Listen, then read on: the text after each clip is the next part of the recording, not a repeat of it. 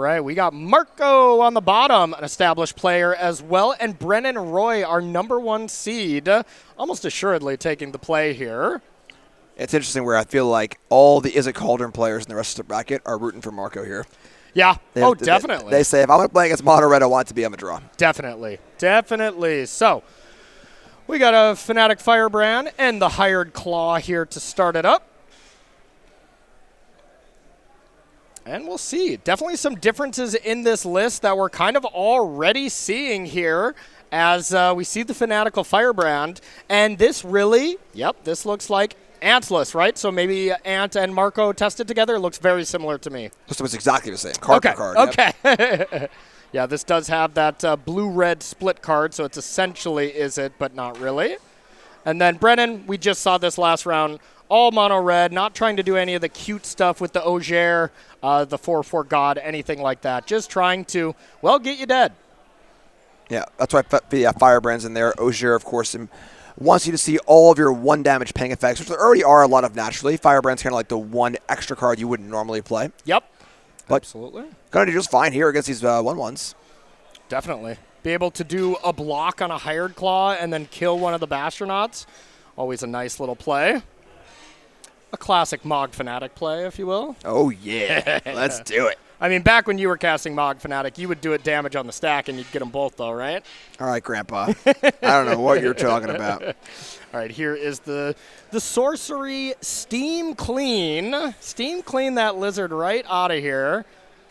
And we're almost assuredly going to see this Firebrand deal with the Bastronaut. Top 8 is open deck list, as well as play draw based on ranking. Good to see the Firebrand get in there, you know? Little Pirate Goblin. It was an honest magic card. Oh, God. Well, it was an honest magic card. It sure was. I guess it doesn't change much here. You know, 1 toughness creatures against Nova Hellkite, but yeah, gets to use the ability, kill a Bastion anyway, so no harm, no foul. Would have happened anyway. Yep. And blink if you miss it. We already got Marco down to 13. Nova Hellkite goes to Warp. Warp's adventures galore.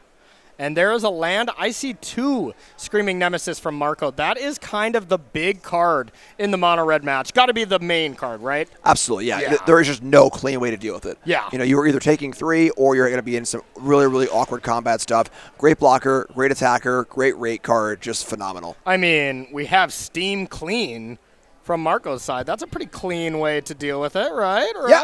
Honestly, when you look at this deck list, you just assume you're playing Scalding Viper. Yeah. And the Steam Clean, you know, play a few blue lands, whatever. When I played this deck on stream, I cast Steam Clean a lot more than I thought I would. And we've seen it cast a lot of times, too. Yeah, totally agree. And we just saw an incredible interaction here. The Warp's Nova Hellkite to cleanly deal with the Bastronaut. I bet those Bastronauts are coming out, right? You cannot have an X1 against the 4 Nova Hellkite deck, right? It's the Goblin Chain Whirler effect. It really is. You just can't expose yourself to a card that's already good. Yeah, really, really true. Chain Whirler was a heck of a card in its day, that's for sure. And this is the big sort of like moment in this matchup where when you play a Nemesis and you're staying back on defense. Yes. That's when you know the game has really shifted in Brennan's favor. And when you do this, you're kind of relying on, you know, a lot. And we can just see this, just multiple Nemesis get in, take that trade. It ain't going to be pretty, but it's going to be a lot of damage. Yeah, so the Hired Claw is coming in too. Do you ever block the Hired Claw? Not really, right? So now we take 4. Marco's going to go to 5. Where are these damages going now? It's interesting. Just both face from both sides? It's tough. You know, I think on Marco's side, you got to try and kill another creature, whether it's the Claw or the Nemesis. Kill a Nemesis, take 3. So Marco's at 2, right? Marco is down to 2. If there's a Burst Lightning or something, we are just done here. And remember, that Warped Hellkite is still ready for Brennan for next turn, so that's just GG next turn if there's not a way to deal with it. And even like a defensive Nova Hellkite is not enough. The Hired Claw would deal the final points. Would actually put Marco to -1. Yeah, there are not a lot of ways to kill a 5 toughness haste creature in these red decks. No, not really. And let me tell you, Nova Hellkite does not block a Nova Hellkite very well. As well, one Nova Hellkite is going to deal a damage, and then they don't bounce off each other. Yeah. It's important to note that Steam Clean, it's a bounce spell. It is not an instant. It is a sorcery. So I mean, it can't be that good. Come on. Steam Clean's too busted already. All right, so this is just saying, Brennan, if you have land 5, the game is over. Survey says. Land 5, burn spell, bang. Dragon time. Impressive stuff. So Brennan went from having to play round 15 to winning round 15 and now up a game in the top 8. Now let's look at this mono-red mirror, starting with Marco Cammilluzzi's side. We have 1 Abrade, 2 Case of the Crimson Pulse, 1 Cut Propulsion, 1 Dreadmaw's Ire, 1 Fire Magic, 3 Magebane Lizards, 2 Stingerback Terror, and 4 Sunspine Links. What do you like in the red mirror? Stingerback Terror is kind of a sweet one. Yeah. That is the plot dragon from Outlaws that is bigger when your hand is empty. Kind of a cool card in a red mirror. You just kind of kill some stuff, play a big dragon. It's a flyer that can get in the air and tussle with the other dragon, which is kind of nice. Maybe a little removal spells. Fire Magic is a really interesting card for both these decks in the sideboard, where it's a card that is, kind of good against you and with you. So you have to be careful with your own creatures. Also plays really well with Screaming Nemesis. If you have your own Nemesis in play, you can cast it. But if they have one, it's a double-edged sword. So it's got Spider-Man meme pointing at each other. Yeah, so it's kind of interesting. I will say that it looks like creatures. We got Marco's creatures here are a little more. Nope, sorry. Marco's creatures. I'm sorry. Papers. Good. Yeah. Marco's creatures are a little more vulnerable here to the power custom effect. The Viper's an X1. The Needlehead is a 2/2. The Firebrands and so on. So a lot of possible posturing here. Does a player want to go big? Is there a player who wants to take the more controlling role? The Stingerback Terrors do make me think that Mark can go a little bigger, but it's tough. Needlehead's got to come out, right? Those seem pretty weak to me. I think from the other side, from Brennan, we have to take out those Bastronauts. Maybe if Brennan's on the play, you can try to be as aggressive as you want to, but I just don't think you can leave those cards in. I don't think Needlehead has room to go out. Yeah, maybe not. Bash has to come out. Viper has to probably come out too. Viper's tough, though, because the body's not great. But the bounce spell is pretty cool. If you're able to bounce a dragon on the play, bounce a nemesis, it's kind of a way to interact there. So there is a lot of play here, both in gameplay and then card selection and sideboarding, as well as choosing a plan. Sideboarding is all about, not just about what card is coming in, what card's coming out. Sideboarding is about what I want the game to look like. Yes. What's the structure of this game going to be? How is the game going to end? Am I going to be kind of taking a more controlling role? Does my deck list have more removal spells? Can I take that controlling role? Is that possible? There's a lot of questions that you need to answer, and that can be dynamic from game to game too, from play draw as well. Yep, totally with you. All right, from Brennan's side here, our number 1 seed, Abrade, 2 Chandras, not coming in, I imagine. 2 Fire Magics, 2 Magebane Lizards, 1 Nova Hellkite, hello, 3 Obliterating Bolt, 2 Sunspine Links, and 2 Vengeful Possessions. What do you like? Probably more removal. I think with Brennan on the draw here, removal spells are a little more important to try and break serve. They are a little bit clunky, the bolts and the abrades. Bolt especially, it's fine, but sorcery speed, matter of removal spells is a little awkward. Again, Fire Magic, it's kind of a gambit. It's the kind of card where it can be really, really good. It could also be really, really awkward, but maybe you want to try and play that game, try and set it up. So, totally agree. And if you've been enjoying the show so far, well, first of all, thank you so much for watching. We really appreciate you all being here watching us on YouTube. Really means the world to us to have you supporting competitive Magic. And if you want to be here in person and you really want to try your skills out, come to our next event here. That's going to be at SCG Con Houston. Now, this is going to be a regional championship, so this is not an open invite event like we are playing here in Orlando. You got to qualify for this one, but, you can just come down. You can play side events. You can, and most importantly, play last chance qualifiers if you have not gotten one of your regional championship invites and qualify for the main event. And, 10K up top for these spotlights, even more up top here for these regional championships. And Pro Tour invites going all the way down to 32nd place instead of just the top 8. So these are incredibly awesome events, always really fun to watch. So if you want to join us for our first and next event here at Star City Games at SCGCon, go to starcitygames.com/SCGCon. That will be October 17th to the 19th. And that's going to be a really fun event. I'm looking forward to that. I love Modern too. It's still my favorite format. I know. I know. That's when you're supposed to say, me too. Me too, Corey. I also love Modern, but I know you love Standard, so we're good yin and yangs. Yep. I also love Standards. It is my second favorite. Don't get me wrong. All right. Looks like we're shuffling up here. See if any mulligans were taken yet. And now these matches are untimed, not like it would really matter here in the mono-red aggro match. that timer here is just to really say, like, wow, you finished in only 17 minutes, huh? Yeah, I think we could end up seeing a longer game, you know? Yeah, we definitely could. Post-board games, everything's going to slow down a bit.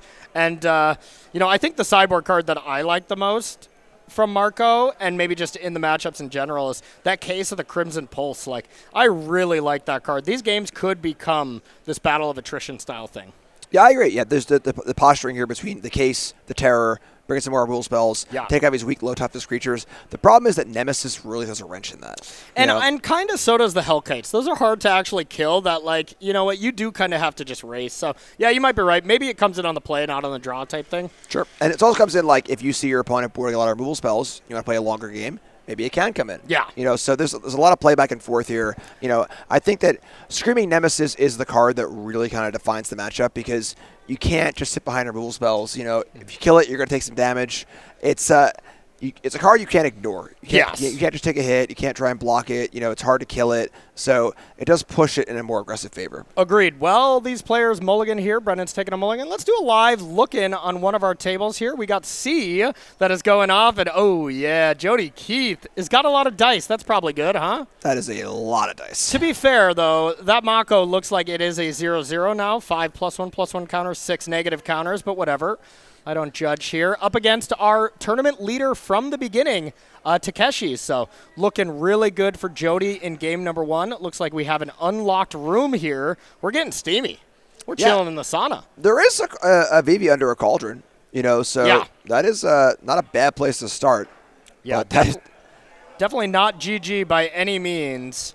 And looks like we are going on Takeshi's turn. So right now, Jody has kind of done all his tricks. And now we're just seeing how much can Takeshi do. One of our 3 Izzet Cauldron mirrors. Yeah, I mean, there's only one. And looks like our players are ready to go. We're going to get back to A. We'll keep jumping in on our backup feature matches here a little bit later as we go. Really cool feature to be able to check those out. That's sweet. Hired Claw coming in from Marco. And we'll see if we want to pump it up. It's a little risky against the shock effect, so I doubt we'll see that. And we do see the card that we were maybe not 100% sure if it was going to stay in, Razorkin Needlehead. You just can't cut it. I Yeah. think there's just too many other cards to cut. And it's still fine. I mean, you still draw a card every turn. Yeah. There you go. Now, they never block each other, which is kind of funny. Yes. You just can never, I mean, you can, but it's not great. Yeah, so first strike only on your turn. I like that design. I do too. First strike on defense is, just a little kind of annoying. It's tough. It really shuts down combat. It kind of reminds me if you have a bunch of first strike, you're not attacking a lot, or like Courser of Crewfix Standard. Yep. Nobody attacked in that until you got a Wingmate Rock, Everything at higher toughness than power. Exactly. Although, give me Thraven Inspector all day. I'll take that anytime. Bastronaut comes into play. Not that surprising as a play, but it's surprising it's still in the deck. Like, if there's land Nova Hellkite, yikes, huh? Yeah, and Marco missed land drop here, so we see. It easily could be there, right? Yeah, so handful of spells. Still on the board pretty good, though, so is it Hellkite time? Is it? Uh-oh. That feels like I feel like you'd be jamming it already if it was there. I got the impression from Marco's reaction that was like, oh, there's that land. Let's do it. Yeah, I see a dragon, but I don't think it's the right dragon. I think it is a Stingerback Terror, which is still solid, but I think I saw Fiery Annihilation as well in Marco's hand, and Scalding Viper. It's a little chunky. It's a lot of bigger drops. I mean, it's not a dragon, though, so Brennan's got to be feeling good. Yeah, for sure. All right, Plotted Dragon. All right, we got a reader. Yep. So this is a dragon that has the plot ability, meaning you can pay for it first, put it off to the side, play it for free later. And it's the size of the cards in your hand. So less cards you have, the bigger it is. It gets -1/-1 for each card, I believe. Okay. Yeah, and starts off as a 7/7. If you're empty-handed, correct. Yeah, so. Exactly. So, I mean, just a gigantic creature here. Yeah, huge. I like it. I wonder, do you think it's like kind of just for the mirror, or what is this card? What are you bringing this in and thinking, yes, this is a Stingerback Terror matchup? I'm generally curious. It seems like for the mirror, but I think it mirrored against other aggro decks. And, yeah. And just a scoop up from Brennan, I assume, as did not have enough gas in the tank, wasn't going to beat what was already on the battlefield. And blink if you miss it here, folks. Mono Red does some damage real quick. I blinked. I shouldn't do that. And you missed it. I gotta get some tape here. Tape my eyes open. Oh, my God. All right, before we go check out some of our other games, players are not going to be changing too much in the sideboard, but let's let y'all know of our other regional championship, of our event after Houston, and that will be our next Spotlight Series. And webs will be flying everywhere. I'm so excited for this one. It's going to be a lot of fun. Jim, why don't you walk us through what's going to go down in Baltimore? Da-na-na, da-na-na. Spotlight Series Spider-Man. So October 24th to the 26th will be in Baltimore. Big standard Spotlight Series, as well as an SGCon with tons of other events. We got tons of formats to play, Mystery Booster, Sealed, and more. And, of course, Spotlight Series, just like this event. Open event, 8 Pro Tour slots to the top 8. Tons of great prizes. It's going to be awesome. Right near Halloween, get your Spider-Man costumes ready. We'll see you there. StarCityGames.com/SGCon, October 24th to 26th. Yeah, now we're going to get another match here queued up. We'll do a live look-in while they check this out. We're going to jump to match B. But, Jim, we kept talking about how other people are going to wear Spider-Man costumes for that. What if we do? Maybe we can clear it with our producers, and maybe we can change it from suit to full Spider-Man. I mean, I'm in. Yes, sir. Sure. Okay. Yep. Let's do it. I'm getting word that it's okayed from our producers, so we'll be doing that. Oh, dang it. Now it's shut down from Jeremy. All right, we got it. All right, so look at it in. We got Jack Potter, House of Mana, up against Benny. Benny, phenomenal player as well. Mako coming in for 4 damage. Benny already up a game and on the play. And here comes Quantum Riddler. Haven't seen a lot of these players really in the feature match area. Benny got to draw the last round, but Jack has had to just fight it up the entire way here from maybe a little bit lower of a record and just looked like he ran the table today. Yeah, it's really, really impressive. Yeah. The players who entered day 2, some players are X and O. There's a few of them. That's one of those ones you hear about. And some have 3 losses, They stuck it at 6-3. They're still in the tournament, Yeah. And you win some matches, and you're good to go. Yeah, Jack Potter, a very, very skilled Amulet player. So no shock that he picked the deck with free mana here in Standard, huh? This seems like a natural thing for him to be very good at. All right, FOMO discarding a card. Mako gets boosted up again. And, hey, this is just some good, clean Izzet Cauldron matchup here. Post-board games where Anoles are coming in, Spell Pierces are coming in, and you're able to really prevent the over-the-top aspect from coming down. And, hey, Jack's already got Benny down to 4, holding up mana, likely representing an Abrade, more counter spells. So, and Benny's really not too close to lethal here. But, of course, Izzet Cauldron can kind of do anything, huh? Is it aggro versus is it aggro? Yes, yes. The Cauldron happens game 1 a lot. Then it gets a lot less Cauldron-y post-board. Stories, stories, stories. Okay, Winter Night Stories has resolved. This kind of feels like desperation to me, Jim. Yeah, you don't want to be in a spot where you're casting Winter Night Stories, but you're not getting any value off of it. We're talking about no profs counters. Yeah. No discard counters from your Mako. We don't have a Cauldron in play to exile some stuff. So just to generically cast draw 3, discard 1 or 2 is not great. The one value that we did get here is it did achieve Delirium. That is 8 damage right now. So if we go land profs, that is lethal. Looks like we got some SpongeBob Islands there. That's pretty cool.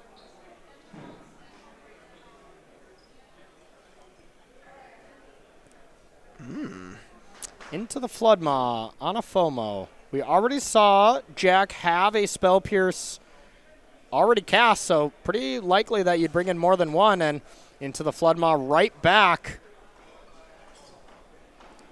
And now just a Scholar available for a little 2 damage, and then almost assuredly that Scholar is just a chump blocker here unless we have another bounce spell. If Benny does have another Floodmaw, you just have to do it now. Totally great play from Benny.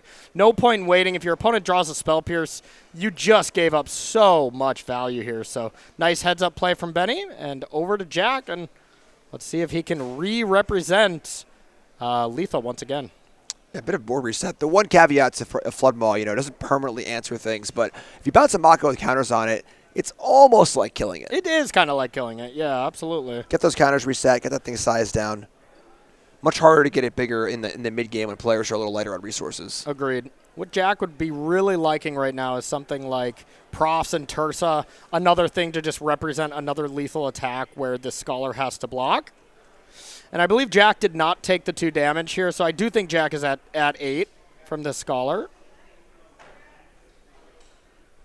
Here comes FOMO. What to discard? 3 cards from Benny. Players on player A are taking a slight bathroom break, so we got some time to peek in on these 2 skilled Magic players. Vivi to the yard. And head on over. Usually putting Vivi into the yard post board is kind of a liability. You know, like if Benny has a Cauldron here, you feel terrible that you just gave your opponent the keys, you know, but looks like that's not the case. Quantum Riddler only drawing 1. Yeah, pretty interesting to discard Vivi there. I mean, sometimes you just can't face it. Might have 2 of them. Might Right. have a Cauldron and Vivi. Sometimes you got to gamble. All right, Winter Night Stories with Riddler. This is that good sequence. Oh, yeah. A lot of cards coming. And then again, a lot of looks at a Cauldron. Yep. Looks at a Cauldron to really kind of pop off. See what we can do. Looks like players have returned here in the bottom right-hand corner. We'll let them pile shuffle and do their thing. Oh, yeah. You don't want to head over and watch the pile shuffle? I'm watching it right now. Okay. I don't need to. Picture in picture. We have technology here, right? Kind of picture in picture in picture with the picture cams true. Like, it's like Magicception here. Picture everywhere. Oof. Picture perfect gameplay, if you ask me. Big props to the Star City Games crew on making this upgrades happen. Looks really, really nice. And let's get a look at the hand. I see 2 FOMOs. There's the Cauldron. This could be a game where it looked like when we got here, Jack was really kind of doing it all, but as it happened, okay, that was needed. So now Vivi will still be gone, and the counter will go on the Scholar. So there's a blocker, and that still means that no matter what, Benny is not dead on board, because whatever creature gets untapped by FOMO, you just block that one. Interesting. Could have just bounced the creature, right? Could have just bounced the Scholar. Oh. Like, bounce the Scholar, you have a good chance for lethal. Yeah. You know, this is a game where Benny was at 18, sure. All right, when you already have that ready to go. Got a ball. All right. Jack Potter, Benny, going to game number 3. We'll be checking in on them a little bit later, but our A match, our mono red aggro players are ready to go. And let's dive on in. Game 3 to see who will be the hero of our top 8. Our 1 anti-Cauldron player. Yep, absolutely. Yeah, I think a lot of people are definitely rooting for either one of these players, whoever takes it down, to be able to take down Mono Red. And, you know, I'd love to see the win percentage of Mono Red versus Izzet. As, like you were saying, the deck of the tournament, you can never deny it's Cauldron. It's been dominating this weekend. It dominated last weekend. It is the best deck. Anybody who thinks otherwise, they're wrong. You know, that is as plain and simple as it is. But Mono Red Aggro is really coming up. It was our 4th most played deck. And, you know, it rose to the 2nd most played deck as far as conversion rate on day number 2. And clearly it's doing quite well against Izzet. I'd be curious to see the win rate. Yeah, by far our most populous deck besides Yep. Izzet Cauldron in the top 16, top 32. Yep. And, of course, you see that represented here with 2 players in top 8. Right here battling it out. Of course, as fate would have it, they're playing each other. Yes. You know, which, you know, and it's just, yeah, just how the cookie crumbles. But that's still a brutal pill to swallow for sure. I mean, come on, give them each a chance to fight the good fight. But hey, that's how it happens. Tiebreakers are always random. And hey, you know, I mean, we didn't really focus enough. Marco did sneak in on tiebreakers here, so big congrats to Marco. Made it in by 2%. Had a pretty good over. You want to guess who was in 9th place? I mean, I know you just saw it, but who would you guess? I mean, I called it. I said Willie was going to win and come in 9th or 10th. Willie Edel takes 9th place with Mono Red as well. So, yeah, brutal stuff. Daniel did take 14th with Azorius Control, and then there was 2 other Mono Red decks in top 16 as well. So a total of 5 Mono Red in the top 16. That's not shabby. So 10 out of top 16 were VV Cauldron as well, is how the numbers did end up unfolding. Oh, no. Oh, I mean, this is Marco on the mulligan and only has just a Grizzly Bear on the draw. Lightning Strike from Brennan. And this is before the draw step. Save that one life. Yeah. I don't know if I love that, but. Oh, man. Okay, Bastronaut coming in. That is going to go to automatically to speed 2. Or speed 3, right? Speed 3. Why 3? Start your engine goes to 1. Hired Claw deals 1, and then combat damage? Or no, that's just 2, right? 1 per turn. Okay. Oh, never mind. one besides the first one, yes. Okay. You said 1, I said 3. You know, we're doing it. Somewhere in there. Okay, here's Screaming Nemesis, and I did see a Nova Hellkite as well, so that Bastronaut is not long for this world, but Screaming Nemesis is by far the best play that Marco could have had there besides, like, triple Burst Lightning or whatever, you know? Yeah, like this is an absolutely, load-bearing Nemesis where it's pretty hard to have a hand with no one-mana play on the draw. We saw the Grizzly Bear come down and die. Great run out for Brennan, but Nemesis holding the fort here. Yeah, and if you ever want to proactively deal with that card, from Brennan's side where you don't have the way to bounce it, it's a natural 2-for-1. You lose your removal spell, you lose a creature. That's just how it's going to happen. But, I mean, if Brennan has it, you're still probably doing it.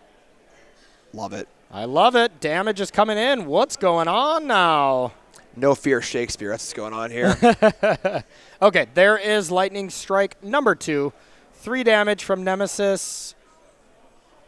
Almost assuredly going at the Challenger. So the way it works is the Challenger is a 3/3 right now. If you aim that 3 at the Challenger, Brennan would have the ability to play one more spell and completely blow him out. Yeah, so the Hired Claw is the safe one, right? Marco agrees here. Going to go to the Hired Claw. Just too risky.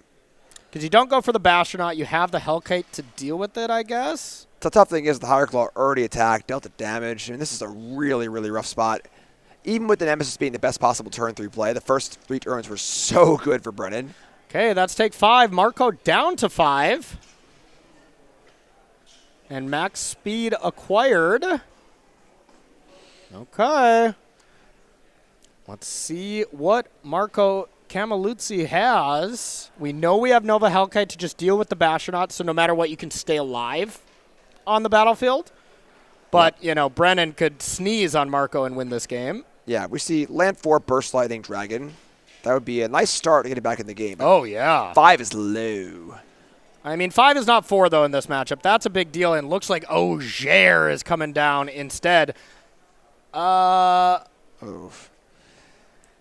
Weren't we supposed to get to max speed there, or was I off on the one there? You're just off by 1. Gotcha. You call it too fast, Corey. Slow down. I'm trying to get it max speed. Nova Hellkite comes down, and that is going to be it. Brennan Roy, our number 1 seed, takes down one of our established pros, Marco Cammilluzzi here, in pretty impressive.